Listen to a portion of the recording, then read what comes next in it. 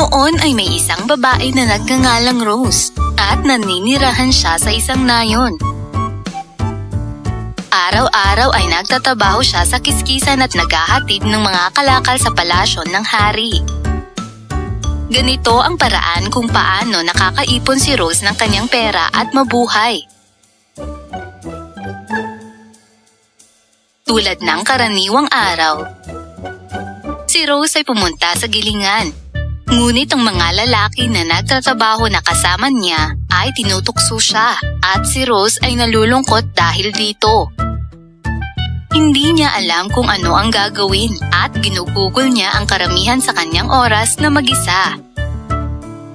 Tinapos ni Rose ang kanyang trabaho sa araw na iyon at bumalik sa kanyang bahay.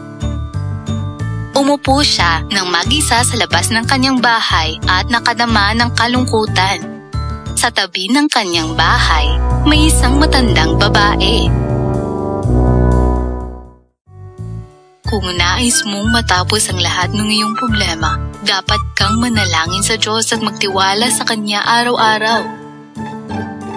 Sabi ng matandang babae at iniwan si Rose. Pinakinggan ng mabuti ni Rose ang sinabi ng matandang babae at nagsimulang manalangin. Sa bawat araw ay lumakas ang kanyang pananampalataya sa Diyos at naniniwala siya sa Kanya. Isang araw, habang siya ay nagtatrabaho sa kiskisan, sinimulan muli ng mga lalaki ang panunukso kay Rose. Nagsasabi sila ng mga masasama at mga bastos na salita kay Rose. Ngunit si Rose ay tinapos ang kanyang trabaho at sinimulan ang kanyang lakad papunta sa palasyo. Habang naglalakad, ang mga lalaki ay dumating at pinigilan siya. Kinuha nila ang lahat ng mga kalakal na kanyang dala at itinapon ito sa lupa. Pinagtawanan siya ng mga lalaki habang tinutukso siya. Malungkot na sinimulan ni Rose na ligpitin ang mga kalakal. Nang may isang taong kamukha ni Santa ang lumapit sa kanya. "Kumusta? Kailangan mo ba ng tulong?" Hindi tinignan ni Rose ang nagsalita at sinabi na, "Salamat, ngunit ang mga mahihirap na taong tulad ko ay hindi maaaring mamili. Ang mga bagay na tulad nito ay nakasulat na sa aming kapalaran." "Ano ang gagawin mo sa mga kalakal? Mukhang dadalhin mo ang mga kalakal sa palasyo," tanong ni Santa. Tumingala si Rose kay Santa upang sagutin ito at nagulat siya nang makita ito. "Ikaw ba talaga si Santa?" "Ang problema natin ngayon ay hindi kung ako nga si Santa o hindi. Ang problema ay ang paghihirap na hinaharap mo sa ngayon, Rose. Dahil bukas ay desperas ng Pasko, bibigyan kita ng sulat. Bago sumapit iyon, huwag mong buksan ang sulat na ito." Ibinigay ni Santa ang sulat kay Rose at bago pa man tumingala si Rose ay nawala na si Santa. Pagkatapos ay umuwi na si Rose at inilagay niya ang liham sa isang ligtas na lugar.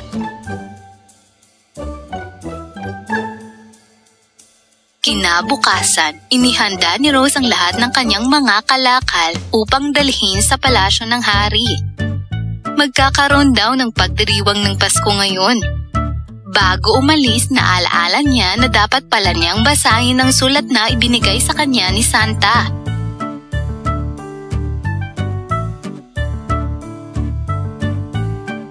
Kinuha niya ang sulat at sinimulang basahin ito. "Mahal kong Rose, may magandang regalo na naghihintay sa iyo sa palasyo ng hari. Ito ay gagawin kang masaya sa natitirang mga araw ng iyong buhay. Kaya, mangyaring tanggapin ito bilang isang regalo mula sa akin. Maligayang Pasko." Matapos basahin ng sulat, isinaisip ni Rose ang mga bagay na ito at nagpatuloy siya sa pagpunta sa palasyo. Nang makarating siya sa palasyo, ang mga lalaki na nagtatrabaho sa kiskisan ay naroon upang gumawa ng gawain sa pagdiriwang ng Pasko. Tinutokso nila ang isang babae na nandun, tulad ng ginagawa nila kay Rose. Agad na lumapit si Rose sa mga lalaki at matapang na hinarap ang mga ito.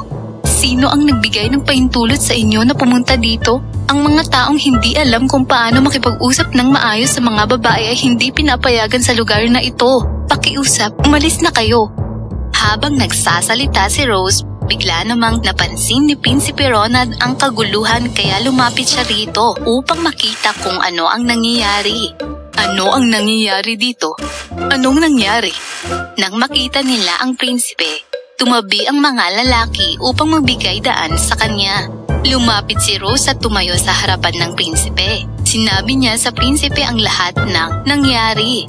At agad na ipinahayag ng prinsipe ang parusa sa mga lalaki. Nagustuhan ng prinsipe ang matapang na pamamaraan sa pananalita ni Rose. At hinahangaan niya ang kanyang katapangan. Dahil nagustuhan ni Prinsipe Ronald ang mga katangiang iyon, inatasan niya si Rose na maging tagapayo para sa mataas na posisyon sa palasyo.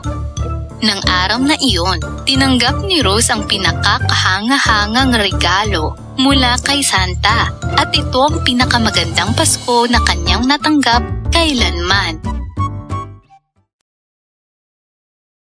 Ang kwento ni Santa Claus, anghel na nagpakita.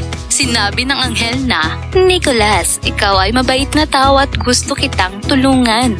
Hinawakan ng anghel ang mga reindeer at sinabing, ngayon ang mga reindeer na ito ay espesyal. Makakalipad na sila. Winagayway ng anghel ang kanyang kamay at may nagpakitang mga duwende. Nakasuot ang maghahatid ng mga regalo at magdadala ng kasiyahan sa lahat ng mga bata. Mabilis din sila at tutulungan kang gumawa ng iba't ibang mga laruan. Nagulat.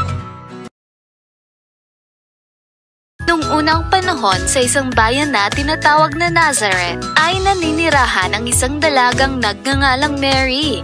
Ginagawa ni Mary ang kanyang mga gawain. Mabait siya sa kanyang kapwa at mahal kay Mary na siya ay pagpapalain ng Diyos at ang Diyos ay lagi siyang kasama. Nagulat si Mary.